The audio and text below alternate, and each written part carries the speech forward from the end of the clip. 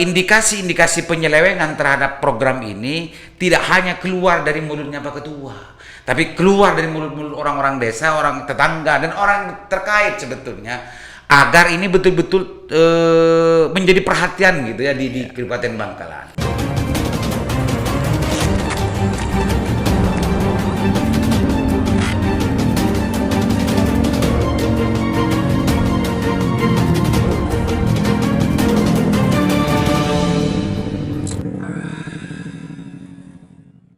Assalamualaikum warahmatullahi wabarakatuh. Kembali berjumpa dengan saya Aliman Haris di acara Sandasan. Pemirsa Sandasan, menindaklanjuti dari isu tentang masalah pendidikan kemarin, dan kebetulan kemarin Lingkar Jatim sudah merilis data lewat sebuah link tentang masalah program penerima PIP, program Indonesia Pintar. Sebelum-sebelumnya itu hanya 1-2 orang yang tahu, yang bisa mengakses, karena kebetulan yang bisa mengakses itu adalah Ketua Gerakan Peduli Pendidikan Bangkalan, Dinda Nasiruddin. Dan sekarang kita cerita lebih lanjut tentang masalah itu dan bagaimana tindak lanjut setelah data itu kita publikasi. Pemirsa, Assalamualaikum Dinda, Ketua. Waalaikumsalam Kanda Direktur atau Kanda Manajer. Masih tetap sibuk di urusan pendidikannya?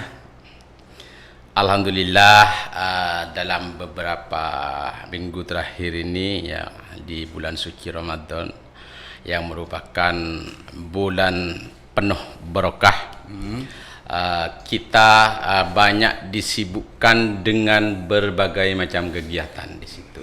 Tidak hanya pendidikan ya? Tidak hanya pendidikan. Di samping kita melaksanakan ibadah puasa di bulan Ramadan ini, kita juga ikut membantu terkait dengan persoalan pemilihan kepala desa segala yang semacamnya. Oke, pilkada serentak itu ya? Termasuk program di Dinas Pendidikan ini. Oke.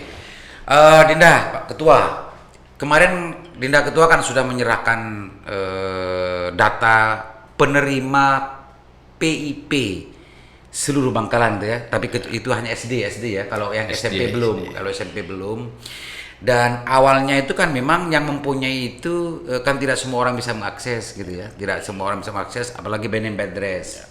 Dan kebetulan yang bisa mengakses dan juga mendapatkan itu adalah Ketua GPP Kabupaten Bangkalan, Dinda Nasiruddin ini. Ceritakan dong, kenapa kok tidak semua orang bisa mengakses itu by name address itu, Pak Ketua, sebetulnya kok hanya Ketua GPP yang punya gitu?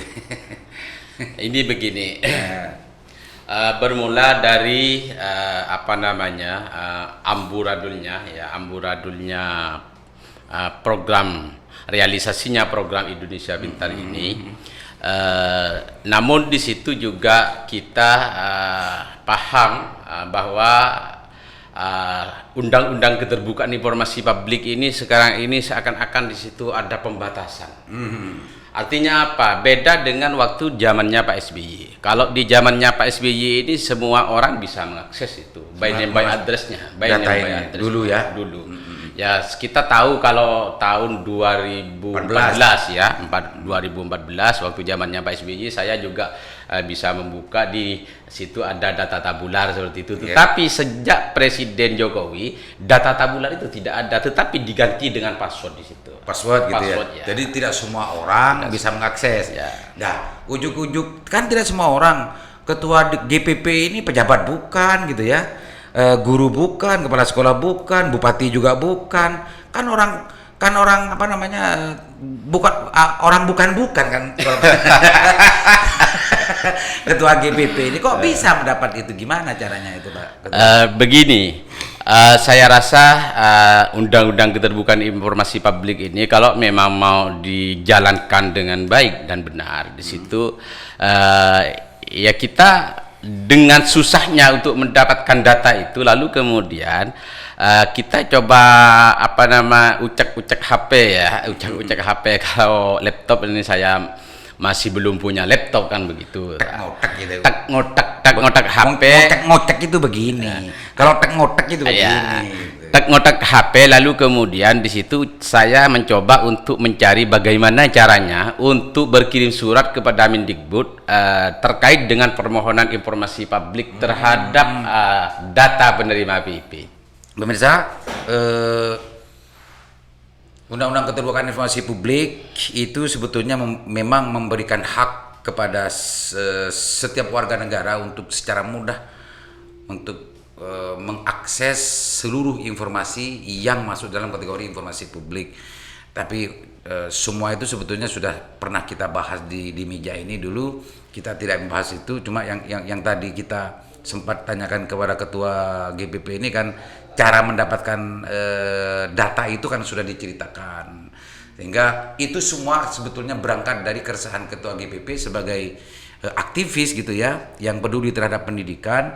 Ada sebuah keresahan di masyarakat tentang masalah relasi PIP itu gitu. Dan sekarang data itu sudah dipublikasi. Apa harapannya sebetulnya ketua GPP? Sebelumnya kan yang berteriak-teriak ini kan hanya GPP kan, ketua GPP yang berteriak-teriak itu dengan data gitu ya. Sekarang data itu sudah diserahkan ke Lingkar Jatim, dan Lingkar Jatim sudah mempublikasikan itu lewat pemberitaan kemarin. Apa harapannya sekarang dari Pak Ketua itu? Kalau berbicara harapan ini sebetulnya bukan sekarang saja, Ketua. Iya. Dari saya sejak mendapatkan data itu saya sangat berharap sekali. Tetapi kenapa tidak bisa dipublikasikan? Karena saya itu dikirimkan dari masuknya itu masuk ke email saya dari Kemendikbud. Lalu kemudian nyampe di saya saya mau membagikan ini sangat susah sebetulnya, sehingga saya berupaya dari sebelum-sebelumnya ini bagaimana caranya untuk bisa memberikan kepada teman-teman yang betul-betul peduli terhadap pendidikan ini.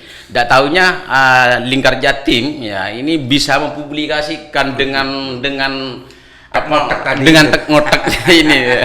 Oke, Pak Ketua, kan ini kan sekarang kan semua orang sudah bisa, khususnya masyarakat Bangkalan, aktivis Bangkalan, untuk bagaimana mengklasifikasi dan mengkonfirmasi, memverifikasi gitu ya.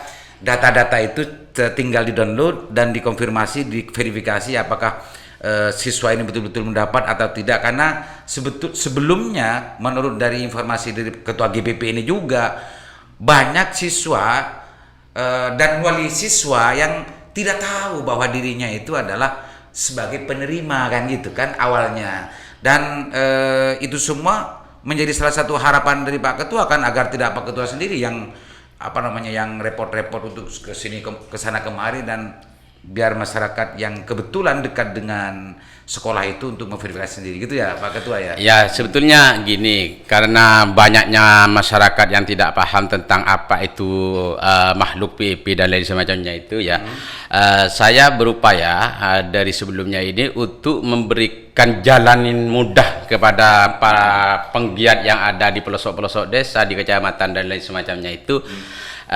Ya syukurlah ada jalan untuk bisa memberikan manfaat ya, adanya sanrasan seperti ini untuk bisa memberikan manfaat kepada masyarakat di sana, sehingga data yang saya berikan kepada tim Lingkar Jati ini sudah bisa diakses orang banyak gitu ya? Orang banyak seperti itu. Disitulah syukurnya.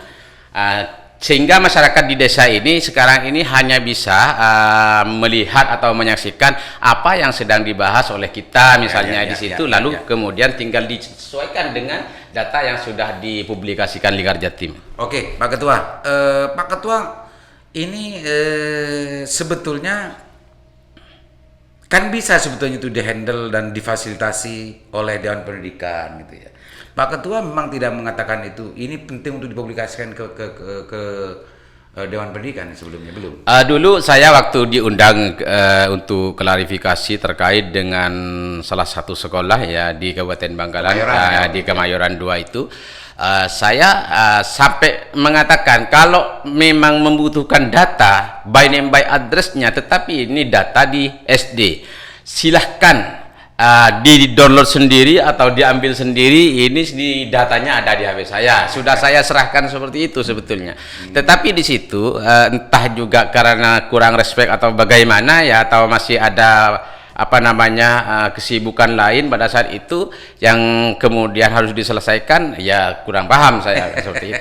Oke, Pak Ketua, sekarang kan sudah terpublikasi dan mudah-mudahan dengan publikasi ini banyak orang yang ikut mempunyai giroh dan semangat yang sama dengan Pak Ketua untuk bagaimana peduli terhadap pendidikan dan indikasi-indikasi penyelewengan terhadap program ini tidak hanya keluar dari mulutnya Pak Ketua, tapi keluar dari mulut-mulut orang-orang desa, orang tetangga, dan orang terkait sebetulnya, agar ini betul-betul menjadi perhatian gitu ya di Kabupaten Bangkalan. Sebelumnya kan Pak Bupati sudah menanggapi dari teriakan-teriakan Pak Ketua dengan memberikan menyerahkan simbolis, simbolik tentang ATM ya Pak Ketua. Ya. ATM Program Indonesia Pintar atau KIP. Sampai sekarang Pak Ketua kan aktivis ini, itu sampai di mana pelaksanaan Pak Ketua? Begini, saya memang sampai sekarang masih belum bisa datang ke pihak bank ya, karena mau diakui atau tidak, bank ini yang merupakan bagian dari proses penyaluran program ini. Tetapi di situ, ketika kita berbicara tanpa melihatkan data, maka kemudian di situ bisa dibantahkan dengan mudah oleh pihak bank, oleh pihak-pihak terkait di situ, seperti itu. Lalu kemudian kenapa kita ini punya keinginan untuk mempublikasikan agar supaya masyarakat ini sekarang tidak menimbulkan spekulasi apa yang dibicarakan itu pacak pakai pak segala macam tanpa ini. Jadi biar tidak ada lagi yang namanya pacak pakai pak seperti itu. Ini pacak pak bikin. Kita Pak Ketua ya. Oke Pak Ketua. Pak Ketua, untuk masalah KIP memang ada sinyalemen dan ada indikasi besar gitu ya. Bahkan sempat ada informasi yang sempat diposting oleh Bang Matur kemarin di Kewanyar gitu ya. Sempat ada ini dan itu gitu ya. Dan dari semua itu kayaknya memang sulit untuk kita tidak menyimpulkan bahwa persoalan pelaksanaan dan realisasi PIP ini penuh dengan persoalan Pak Ketua kan gitu Pak Ketua. Sebetulnya iya. Jadi itu harapannya Pak Ketua, semua baik itu wali murid atau aktivis atau siapapun yang peduli terhadap pelaksanaan ini untuk bersama-sama melakukan pengawasan dengan menggunakan data yang sudah terpublikasi. Gitu Pak Ketua ya. Oke Pak Ketua, apa memang hanya PIP yang menjadi sorotan DPP? Ya sebetulnya banyak Banyak ya, termasuk sekarang di saat pandemi dan lain semacamnya ini. Dana yang digelontorkan kepada pendidikan ini sekarang semakin tahun ya, sampai mulai dari tahun 2020 sampai ke tahun 2021 ini di situ terus meningkat ya. Tetapi realisasinya di situ juga tidak ada yang namanya keterbukaan, tidak diketahui oleh masyarakat, entah memang karena disengaja tidak dipublikasikan atau karena memang masyarakat yang tidak mau tahu ya, tidak mau tahu bagaimana caranya mengelola sekolahnya anak saya ini, mengelola programnya kan seperti Kesimpulan itu. Sementara, apa masyarakat tidak mau tahu? Apa memang ini sengaja tidak dipublikasikan? Ya begini, masyarakat tidak tahunya ini karena memang tidak adanya publikasi tentang program itu. Itu berarti kan kuncinya Pak Ketua. Kalau itu betul-betul kayak komite sekolah atau stakeholder pendidikan di situ disajikan tentang masalah publikasi dari pihak sekolah atau pihak pendidik, Diknas dan lain-lain, mestinya masyarakat, meskipun masyarakat itu sebelumnya tidak berpikir itu kan bisa tahu itu Pak Ketua. Dengan kata lain, masyarakat bukan tidak tahu menahu, karena memang tidak ada publikasi untuk memberitahu gitu Pak Ketua ya. Itu urusan kayak BOS gitu ya, kayak BOS, kayak KIP, kayak yang lain-lain. Masa hanya dua itu stressingnya, ada yang lain-lain tentang masalah tetap muka atau gimana? Ini begini. Ya saya juga menyayangkan terhadap adanya dana BOS ini, bantuan operasional sekolah atau BOS ini. Kalau tidak direalisasikan dengan benar, maka kemudian di situ justru masyarakat ini tak kunjung bisa mendapatkan kesadaran. Kenapa? Karena proses belajar mengajar secara daring ini biayanya sangat besar sekali, sangat besar sekali. Termasuk pembelanjaan paket juga segala macamnya ini. Di sini juga jelas seperti itu. Nah, kemudian kalau berbicara soal dana BOS ini, ya memang Menteri Pendidikan dan Kebudayaan ini sudah merevisi Juknis itu. Juknis BOS. Juknis dana BOS itu, karena tidak mungkin ya kan disamakan dengan Juknis sebelumnya seperti itu, karena adanya pembelajaran di rumah, terus kemudian adanya biaya paket segala macam ini. Bahkan kemarin saya juga melakukan investigasi ke beberapa sekolah. Di situ yang sangat disayangkan sekali, anak-anak ini mau sekolah daring bagaimana, wong hanya dibelikan kartu, lalu kemudian di situ tidak bisa dipakai karena tidak ada paketnya seperti itu. Nah, di situ yang kemudian akan menimbul kecurigaan saya. Digunakan untuk apa sih sebetulnya BOS itu? Dana paket yang dikeluarkan dari dana BOS. Maksudnya Pak Ketua GPP ingin mengatakan bahwa BOS itu sekarang sudah revisi Juknis, dan penggunaannya, pemanfaatannya tidak sama dengan dulu. Tidak sama dengan dulu. Dan bisa membantu membelikan sarana daring gitu ya, Pak Ketua. Dan bentuk realisasinya selama ini hasil investigasinya adalah hanya dikasih kartu, asal diberikan kartu. Ada sebagian bisa melakukan daring ya kan, tetapi di situ kalau berbicara soal diberikan paket siswanya ini maksimal atau tidaknya, di situ ya tidak dipublikasikan. Bahwa sekarang misalnya ini udah masuk ke tahapan kedua, pembelajaran paket, wali murid diundang misalnya. Enggak ada itu. Jadi tahapan itu memang tidak terlalu tidak transparan, tidak terbuka gitu Pak. Tidak terbuka. Ini bicara tentang masalah pelaksanaan dari program. Tapi Pak Ketua, karena Pak Ketua ini memang betul-betul getol di urusan pendidikan, generasi COVID ini sebetulnya hasil dari pembelajaran siswa di sekolah. Pernah nggak menjadi titik fokus perhatian dari Pak Ketua? Apakah proses pembelajaran ini efektif atau tidak, atau jangan-jangan justru memang tidak ada proses pembelajaran sama sekali sehingga siswa itu memang tidak tahu apa-apa sekarang, jangan-jangan begitu. Begini, kalau berbicara tidak pernah dilakukan belajar secara daring sama sekali itu ya, kalau mengatakan tidak masih ada lah katakan ya kan. Nah, cuman di situ hanya peran orang tua saja yang aktif, bagaimana mewakili anak, mewakili guru yang sudah diserahkan kepada pendidikan di situ di saat pandemi COVID ini. Artinya orang tua ini mau mendidik seperti apa di rumah itu kalau misalnya tidak tahu apa yang harus dididikkan kepada anaknya. Kenapa? Karena di situ kalau mau berbicara sekolah daring dengan efektif di desa-desa ini Pak, bagaimana saya tidak betah di Madung karena tidak ada sinyal. Lalu bagaimana adik-adik saya, keponakan saya ini mau sekolah efektif dari rumah? Pernah nggak menyerap keluhan-keluhan dan keresahan wali murid terhadap model proses pembelajaran di sekolah-sekolah itu? Pernah nggak? Kalau keluhan dari wali murid sebetulnya sangat banyak. Apa itu yang diharapkan mereka? Ya, masyarakat begini. Di saat pandemi ini kan masyarakat selalu diberikan diberikan jarak, tidak diberikan ruang bebas untuk bertatap muka atau bepergian dan lain semacamnya, sehingga anak-anak ini Pak di rumah itu sekarang hanya bisa bermain misalnya, lalu kemudian mau berkumpul dengan teman-temannya misalnya di situ ya cuma bermain, tidak ada yang namanya belajar kelompok dan lain semacamnya, tidak ada kalau di desa. Jadi harapannya para siswa yang masuk ke GPP apa saja? Saya berharap begini, ini kalau berbicara soal belajar tatap muka ya, belajar tatap muka di situ dilihat dari sikon zona ini. Tidak itu. Maksud saya keresahan dan keluhan dari wali siswa gitu sebetulnya apa sih harapan mereka ketika bicara ketidakefektifan daring dengan urusan sarana ya harus sekolah tatap muka. Oh gitu. Bahkan di Mandung itu ya karena didesak oleh wali murid dengan diam-diam sudah melaksanakan sekolah daring, karena saya juga memberikan himbauan sekolah tatap muka kepada memberikan himbauan kepada kepala sekolah, Bu, ini kalau misalnya sekarang dalam bulan ini dilakukan sekolah tatap muka, misalnya jumlah siswanya ini dari sekian ratus ini sekarang 50, bagaimana? Ya udah Pak, kalau memang kemauan masyarakat seperti itu, ayo dilaksanakan. Oh, artinya begini, Pak Ketua GPP ingin mengatakan bahwa sekolah daring yang selama ini, dan ini sebetulnya bentuk kepatuhan dari masyarakat dan juga pihak sekolah, Diknas dan lain-lain atas aturan yang memang diberikan oleh negara, gitu kan. Kita harus memaklumi itu semua.